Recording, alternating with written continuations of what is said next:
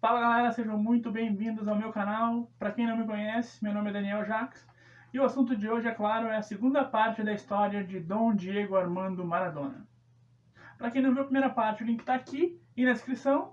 Então, se quiser, vai lá, assiste do começo e depois volta aqui para a conclusão. Lembrando que esse vai ser o último vídeo do ano aqui no canal.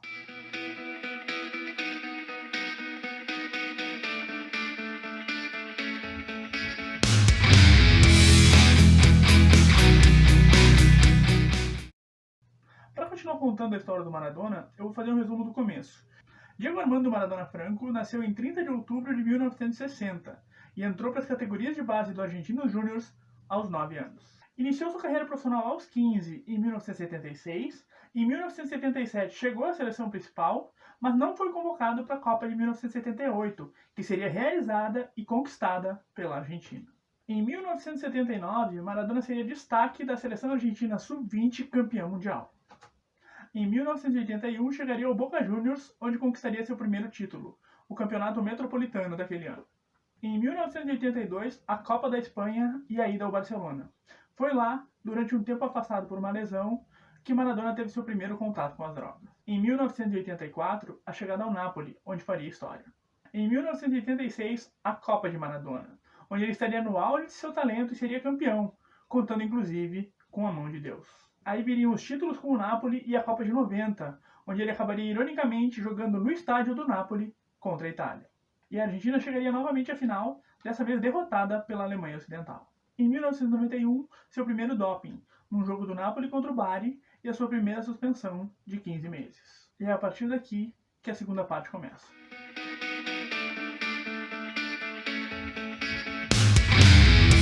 Passada a punição, em setembro de 1992, Maradona seria anunciado pelo Sevilla, da Espanha.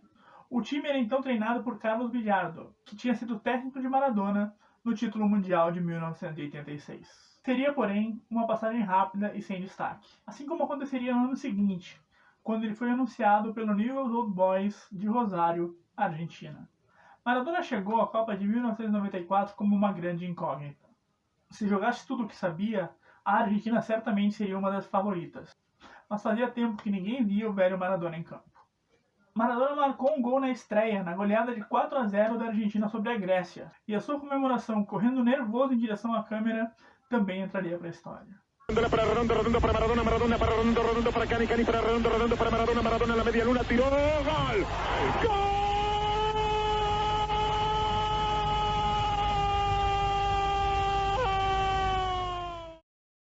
Infelizmente não adiantaria nada. No jogo seguinte, vitória da Argentina por 2-1 sobre a Nigéria, Maradona seria novamente pego por doping. Dessa vez, porém, não pelo uso de cocaína, mas de efedrina, que é uma substância que acelera a perda de gordura e diminui o cansaço físico. Mais 15 meses de suspensão para Maradona e o fim de sua história como jogador da seleção argentina. Durante essa suspensão, Maradona tentou iniciar a carreira de treinador, primeiro no Clube Deportivo Mandiyú e depois no Racing, sem nenhum sucesso. Em 1996, um momento de grande alegria para Maradona, que retornava ao Boca Juniors, seu time do coração. A sua volta, porém, duraria menos de um ano. No dia 24 de agosto de 1997, Maradona seria pego no antidoping, curiosamente num jogo contra o Argentinos Júniors, seu clube de infância. Ele foi suspenso, mas conseguiu uma liminar na justiça para continuar jogando, alegando que houve fraude em seu teste. No dia 25 de outubro, Maradona joga o primeiro tempo do clássico contra o River Plate. Cansado das perseguições da AFA e seguindo o pedido de seu pai, que sofria com os rumores a cada novo teste, Maradona anuncia sua aposentadoria numa entrevista de rádio no dia 30 de outubro de 1997, data do seu aniversário de 37 anos. Ao longo de mais de 20 anos de carreira, Maradona marcou 346 gols em 680 jogos, sendo 589 por clubes e 91 pela seleção argentina. Em 1999, ele seria eleito o jogador argentino do século.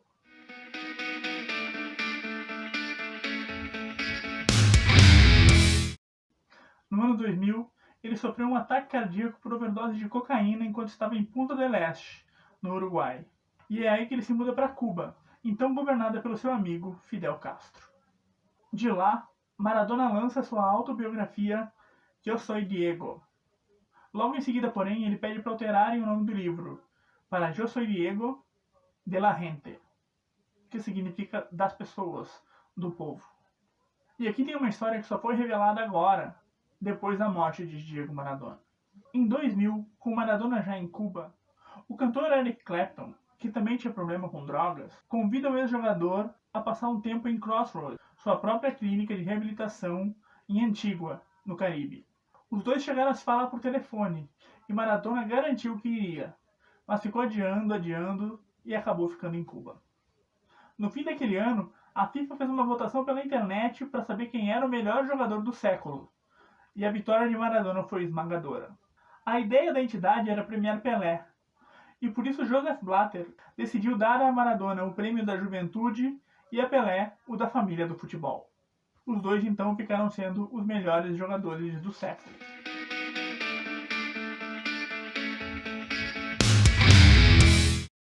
Maradona chegou a ser internado mais uma vez em 2004 por overdose de cocaína.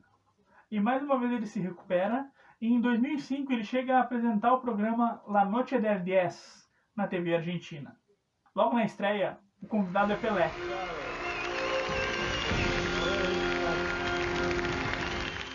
E os dois chegam a bater uma bola durante o programa. A ver.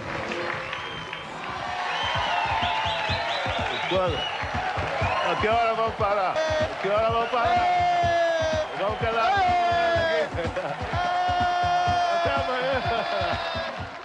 No total foram 12 programas, nos quais Maradona entrevistou personalidades como Fidel Castro, Mike Tyson, Lionel Messi, Ronaldo Fenômeno, Zinedine Zidane e Roberto Gomes Bolanhos, o Chespirito, que eu vou destacar um pedacinho para vocês. Yo, viendo el Chavo, me siento mucho más libre, me siento mucho más tierno, quiero más a mis hijas, quiero más a la vida, me río y por sobre todas las cosas quiero seguir luchando para estar cada día mejor. Gracias. A vida de um viciado em drogas não é fácil. E em 2007, Maradona volta a ser internado, dessa vez com uma crise hepática causada por abuso de álcool. O ex-jogador admite o uso de álcool, mas afirma não usar cocaína desde 2004.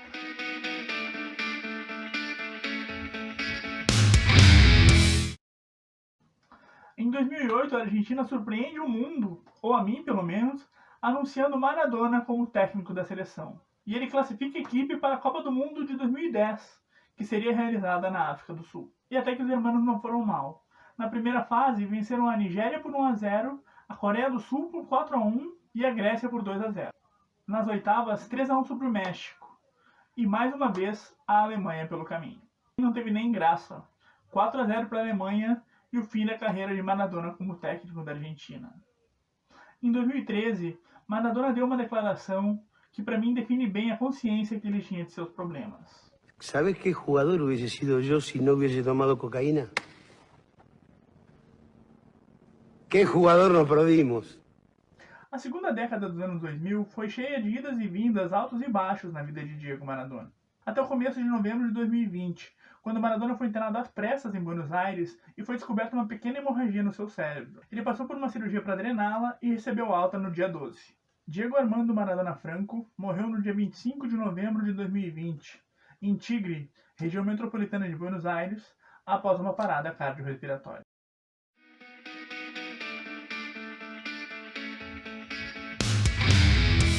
Maradona deixou 5 filhos reconhecidos, mas o total pode chegar a 11, pois 6 estão em processo de reconhecimento na justiça.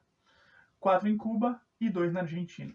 Os reconhecidos são Diego Armando Sinagra, Dalma Maradona e Janina Maradona, essas duas do seu casamento com Cláudia Villafañe, Jana Maradona e Diego Armando Maradona Ojeda. É claro que Maradona recebeu, está recebendo e vai receber para sempre diversas homenagens.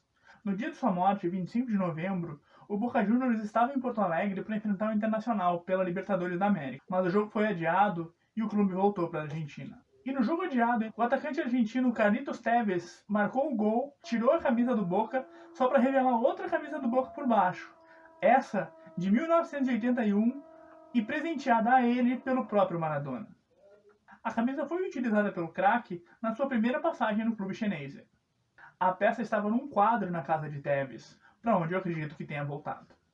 E talvez a mais importante tenha sido o anúncio da prefeitura de Nápoles, que mudou o nome do estádio de São Paulo para Diego Armando Maradona. Maradona teve uma vida intensa, cheia de polêmicas.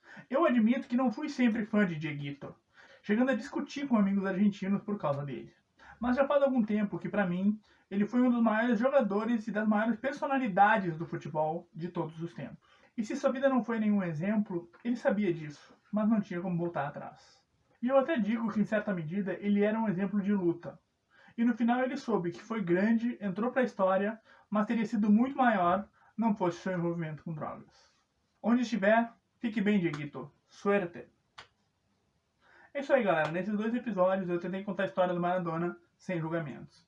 Conhecer o jogador, sim, mas também a pessoa e o ser humano que ele foi. Concorda, discorda, acha que eu deixei alguma coisa importante de lado? Comenta aí! E não te esquece, é claro, de curtir o vídeo, compartilhar e te inscrever no canal. Bom, e com isso, eu encerro os vídeos de 2020. Um Feliz Natal a todos e que 2021 seja um ano melhor que 2020. Eu volto em janeiro com bastante novidade. Saúde e paz. Tchau!